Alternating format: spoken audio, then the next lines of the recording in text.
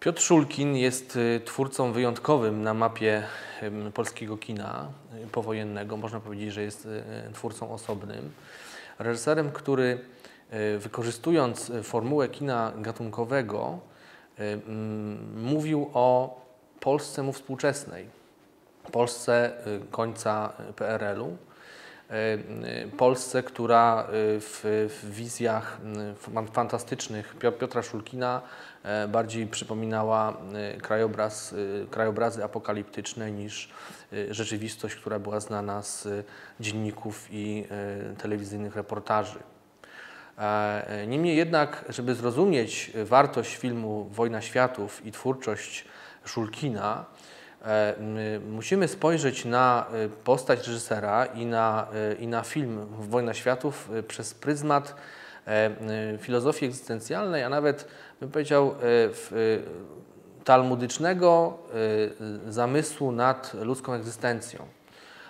Tak naprawdę takim podstawowym, najważniejszym elementem, który przyświeca przez twórczość Szulkina, jest wywiedziona z Koheleta sentencja: marność nad marnościami, wszystko marność. Tak naprawdę fantastyczne filmy Piotra Szulkina, w tym Wojna Światów, są opowieścią o kondycji ludzkiej, o kondycji człowieka, o człowieczeństwie, które bardzo często jest dla człowieka, jest dla jednostki ciężarem, z którym ta jednostka musi się borykać. Piotr Szulkin swoją przygodę z kinem rozpoczął od filmów animowanych, od filmów dokumentalnych, w których już było widać, można powiedzieć, takie kreacyjne pojechanie. Pierwsze filmy Szulkina, takie jak Oczy uroczne, fantazja filmowa oparta na ludowych klejdach, czy filmy dokumentalne, takie jak Kobieta pracująca, dokumenty kreacyjne, już pokazywały niezwykłą wyobraźnię tego reżysera, który w obrazach często fantastycznych, wykreowanych za pomocą bardzo często ciekawych rozwiązań formalnych, ujmowały paradoksy rządzące ludzką egzystencją i paradoksy rządzące życiem jednostki. Debiutem kreacyjnym, fabularnym Szulkina był jeden z najciekawszych filmów lat 70., film Golem, który oparty był na żydowskiej legendzie o ożywionym sztucznym człowieku i na symbolicznej powieści Meyerlika. W Golemie Szulkin ukazał historię sztucznego człowieka, który poszukuje swojej tożsamości. Ten obraz współgrał bardzo wyraźnie z głosem kina polskiego w latach 70., z kinem moralnego niepokoju, który również poszukiwał prawdy o człowieku zniewolonym nie tylko przez system totalitarny, ale często po prostu przez własny egoizm, przez ograniczenia, które narzuca mu po prostu ludzka natura. Golem był filmem niezwykłym od strony realizacyjnej, był filmem fantastycznym, był filmem kreacyjnym, nawiązującym z jednej strony do wzorców niemieckiego kina ekspresjonistycznego, z drugiej strony do klasyki science fiction, ale potraktowanej w sposób, można powiedzieć, czysto dekoracyjny, bo tym, co było najważniejsze w Golemie, była refleksja nad kondycją ludzką. I tą refleksję kontynuował Szulkin w kolejnych swoich filmach, zwłaszcza w trylogii fantastycznej, którą otwiera właśnie film Wojna Światów z 1983 roku. Film, który jest luźno oparty na wątkach klasycznej powieści fantastycznej Herberta George'a Wellsa. Warto wiedzieć, że Szulkin, zanim przystąpił do realizacji Wojny Światów, chciał na przykład zrobić adaptację opowiadania Stanisława Lema Maska, ale też myślał o innej powieści Herberta George'a Wellsa, czyli Wyspa doktora Moreau, w której to powieści Szulkin odnalazł motyw przemiany zwierzęcia w człowieka i poszukiwania przez człowieka absolutu. I tą wyspę doktora Moreau Szulkin chciał zrobić właśnie jakby na obraz i podobieństwo przypowieści filozoficznej o tym, co się dzieje z człowiekiem w systemie totalitarnym. W końcu jednak Szulkin postanowił sięgnąć po inną klasyczną powieść Wellsa, Wojna światów. I stworzył swoją niezwykłą wizję filmową, która opowiada o dziennikarzu, o gwieździe mediów, żyjącym w świecie niedalekiej przyszłości, do którego przybywają obcy, Marsjanie, prawda? Którzy mają bardzo wrogie ustosunkowanie do Ziemian, czyhają na ich krew, chcą zniszczyć ludzką cywilizację. I główny bohater mierzy się nie tyle z samymi Marsjanami, co po prostu z ludźmi, którzy z nimi współpracują, którzy tworzą system totalitarny, sprzyjający obcym przybyszom, sprzyjający najeźdźcom. Oczywiście Wojna światów, która weszła na ekrany polskich kin w 1983 roku, była jednoznacznie interpretowana jako fantastyczna wizja stanu wojennego, tego, co się stało w 1981 roku. Wpisując film Szulkina w kontekst socjologicznej fantastyki, która była z powodzeniem uprawiana w Polsce od lat 70. przez takich twórców jak Zajdel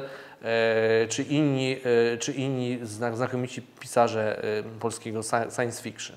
I rzeczywiście można znaleźć w filmie Szulkina paralelę między tym, co się stało w 1981 roku, a światem przedstawionym filmu. Ale znowu Szulkin tutaj tylko pozornie mówi o świecie współczesnym. Tak naprawdę interesują go uniwersalia. Interesuje go stanowisko jednostki wobec świata, wobec rzeczywistości, wobec społeczeństwa. I tutaj wątkiem chyba najważniejszym jest wątek medialny, który dzisiaj bardzo jest widoczny czy bardzo wyraźny w odbiorze filmu Wojna światów następne stulecie. Główny bohater kreowany przez Romana Wilhelmiego jest właśnie gwiazdą mediów, tworzącym jakby rzeczywistość sztuczną, wykreowaną tylko przez te media, którego celem jest jakby utrzymywanie społeczeństwa w strachu, utrzymywanie społeczeństwa w stanie takiego intelektualnego zawieszenia. I na tym poziomie Wojna światów uzyskuje, można powiedzieć, bardzo aktualny, bardzo uniwersalny wymiar, mówiący o systemach manipulacji, zwłaszcza manipulacji, które wiążą się z używaniem mediów w celu ogłupiania jednostki, w celu wpisania tej jednostki w jakiś szerszy mechanizm społeczny. Ale i tu film Szulkina okazuje się być jeszcze głębszy, jeszcze bardziej inteligentniejszy, bo tak naprawdę Szulkin, który jest wielkim filozofem polskiego kina, pokazuje paradoks ludzkiej wolności. W tym filmie Wojna światów następne stulecie tak naprawdę głównym przesłaniem tego filmu jest taka konstatacja, że człowiek nie chce być wolny, że człowiek zrzeka się wolności, że człowiek oddaje swoją wolność w ręce instytucji, które zapewniają mu pozorne bezpieczeństwo i tak naprawdę to w samym człowieku tkwi ograniczenie, które go niszczy. Film Wojna światów następne stulecie, który jest chyba takim najbardziej fantastycznym filmem w twórczości Szulkina, jest też filmem, można powiedzieć, od strony formalnej niezwykle wyrafinowanym, ponieważ nawiązuje on do klasyki kina amerykańskiego, czyli do kina czarnego, kina noir, powiązanego właśnie z filmem fantastycznym. I tu warto wspomnieć o tym, że ten film jakby partycypuje coś, co mniej więcej w tym samym czasie, choć pewnie bez wiedzy Szulkina, powtórzył Ridley Scott w filmie Blade Runner, gdzie połączył stylizację kina czarnego właśnie z enturażem kina science fiction. W późniejsze filmy Szulkina, zwłaszcza dwa kolejne segmenty trylogii fantastycznej, czyli Obi Oba, Koniec cywilizacji i Gaga, chwała bohaterom, są jakby rozwiązaniem, są jakby rozwinięciem wątków, czy obrazów, czy idei, które zawarte są w filmie Wojna Światów, następne stulecie. Jeszcze bardziej te filmy, zwłaszcza Obi Oba, Koniec cywilizacji, były odbierane jako obrazy fantastyczne, przetworzone w rzeczywistości polskiej późnego PRL-u, ale tu znowu Szulkin funduje widzom woltę, filozoficzną woltę i tak naprawdę Obi Oba, Koniec cywilizacji, opowieść o ostatnich dniach, ostatnich chwilach egzystencji człowieka, ludzkiej cywilizacji po wojnie nuklearnej, czy film Gaga, chwała bohaterom, gdzie film, który jest zainspirowany słynnym filmem Pasoliniego Faruk, Szulkin mówi o instrumentalnym stosowaniu pewnych wzorców religijnych. Otóż te filmy tak naprawdę, które nie tylko mówią o rzeczywistości zastanej przez Szulkina, ale też i prorokują rzeczywistość, w której żyjemy dziś, tak naprawdę są poruszającymi, egzystencjalnymi przypowieściami na temat ograniczeń ludzkiej natury. Ale co jest najważniejsze w kinie Szulkina, które jest takim życiopisaniem, ponieważ to jest kino, mimo tego enturażu fantastycznego, gatunkowego, bardzo osobiste. W bohaterach filmów Szulkina bardzo prosto można odnaleźć samego Szulkina, człowieka o wielkiej wrażliwości, który w żadnej mierze nie chce być bohaterem, w żadnej mierze nie chce sądzić, ale przenikliwie patrzy na rzeczywistość, na człowieka i na społeczeństwo. Otóż te filmy nigdy nie oceniają człowieka, nigdy go nie potępiają.